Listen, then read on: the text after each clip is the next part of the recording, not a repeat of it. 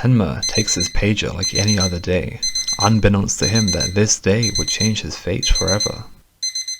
Tenma heads to work even in the immense rain, hastily running through the hospital doors, but it is immediately presented with a problem. He would have to make a choice whether to operate on the boy or the mayor that was just called in. Hesitant at first to accept that his priorities should be with the boy, but as his director told him, the academic takes priority over saving lives. As the director's daughter and his fiancée, she agreed with him. Both people who Tenma had looked up to had altered his way of thinking. What should Tenma do?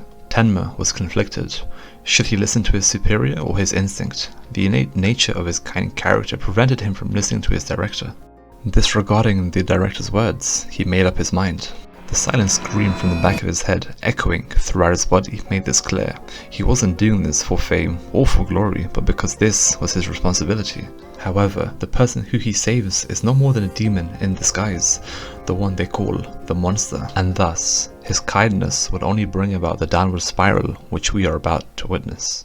Before reading Monster, I was highly doubtful that this deserves such a high praise, and I was worried that it'd be overhyped, but from reading it, I now understand why it's so good. Johan as we know him was born as a consequence from Tenma's actions, a being whose only existence is to cause suffering. But with Tenma, we see how life is to be taken in a positive light and that all life is sacred. The contrast of Tenma being life and Johan being death is what makes the story so interesting. Although Tenma being the main character, Johan's presence constantly reminds us of who controls the narrative.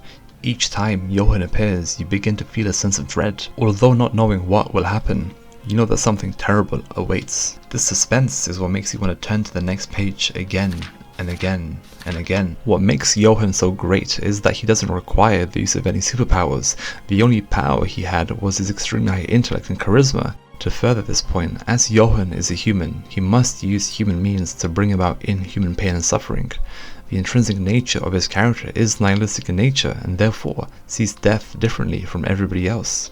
I've heard that him and Griffith are on par with each other, but without having read Berserk, I cannot reach that conclusion.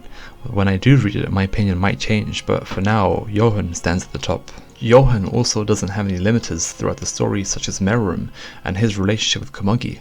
One can say that the villain with nothing to lose is more terrifying than one with, and I would have to agree for the most part. Johan's relentlessness was only possible as he didn't have any grand aspirations like those around him, and this is why those around him fell while he stood. Unlike traditional villains, he isn't a piece on the board like the king, but the player, watching his pieces do what he asks him to do. Johan is a literal embodiment of evil, although not necessarily to do with Johan himself, but characters like the Protagonist or side characters were only made possible due to the influence that Johan had. Each character and their encounter with Johan all had a reason. Now, whether if that reason was trivial is another story, but the point still stands. Johan also doesn't have any limiters throughout the story, such as Meruem and his relationship with Komugi.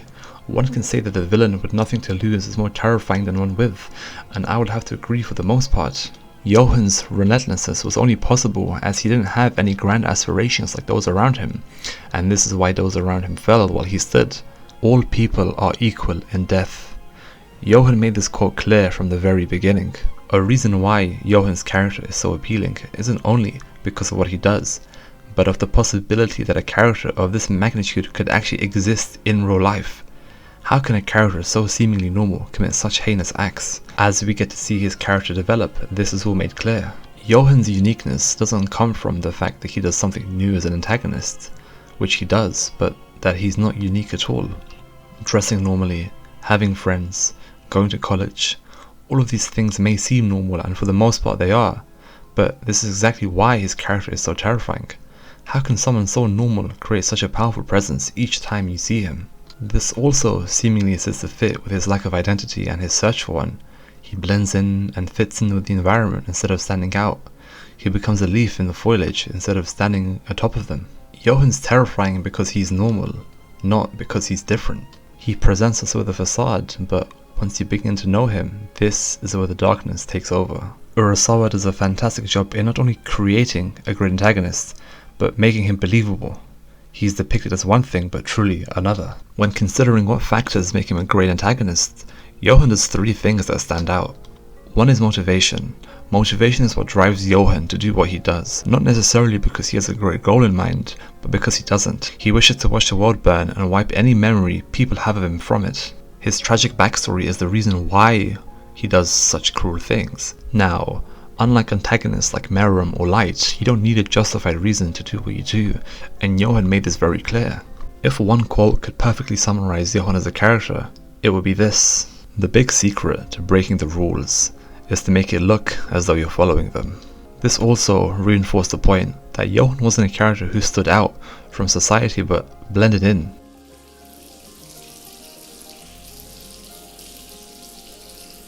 Without spoiling the plot of the story, this scene is what solidified Johan as a character. His callous and evil methods genuinely shocked me.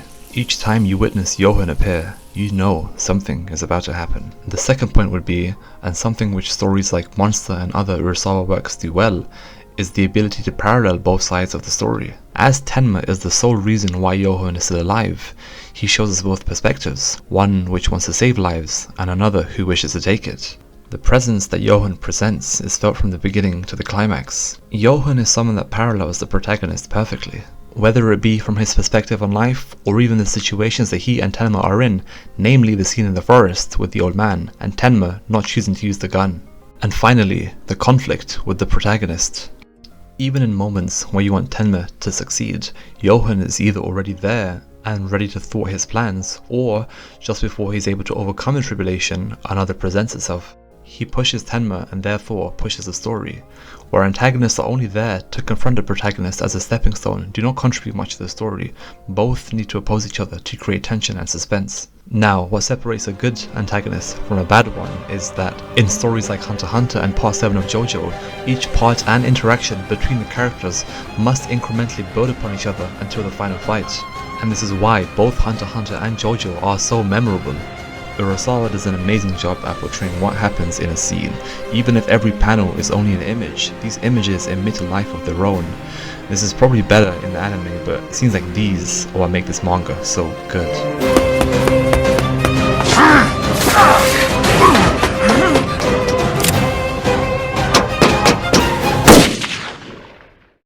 Feeling is something that is really important when you watch a show. Although feelings differ from person to person, I remember a show by how I felt watching it rather than anything else. And yes, animation and story are important, but this can be considered the same as how you feel too. Monster made me feel like I was in the mystery, like I was in the story, and that's probably why I enjoyed it so much. You can tell that there was genuine thought that was put into each of these characters, into the way they act, into the way they communicate. They radiate an aura that makes them individuals in this world rather than accessories to the protagonist. And that's why it's extremely difficult to make everything in a story stand out, as sometimes one thing is always missing or not on par with the rest. Cohesiveness is what makes or breaks a story. And that's why Johan is the greatest antagonist in anime and manga, and why Monster is a masterpiece.